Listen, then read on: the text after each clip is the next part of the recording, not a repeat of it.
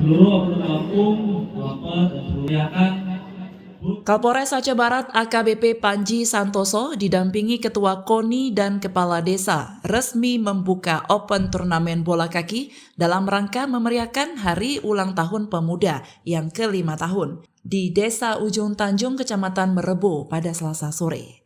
Sebelumnya, tim terbaik dari Polres Aceh Barat juga ikut andil untuk memeriahkan dalam pertandingan eksibisi dengan pemain legenda tuan rumah Persut Jaya Ujung Tanjung dengan hasil akhir 0-0.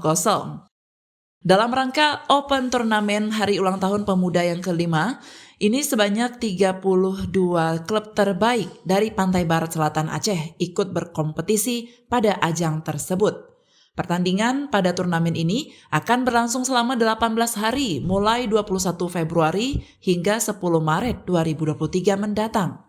Kapolres Aceh Barat AKBP Panji Santoso mengatakan ajang ini bisa menjadi contoh bagi desa lain untuk membangkitkan semangat pemuda dalam bidang olahraga, terutama dalam mencari bibit unggul dan pemain berbakat.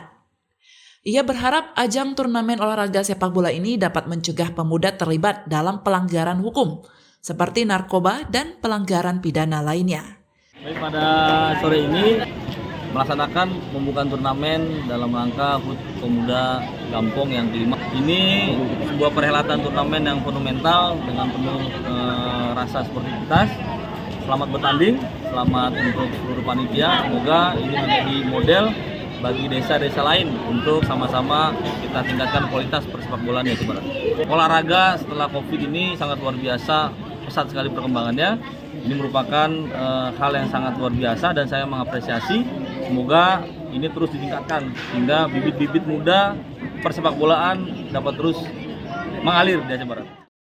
Sementara itu, panitia turnamen bola kaki HUT Pemuda Ujung Tanjung Mulham mengatakan, event turnamen ini diikuti sebanyak 32 tim terbaik dari wilayah barat selatan seperti Aceh Barat, Nagan Raya, Aceh Barat Daya, dan Aceh Jaya, dengan memperebutkan hadiah total 35 juta rupiah dan trofi kebanggaan.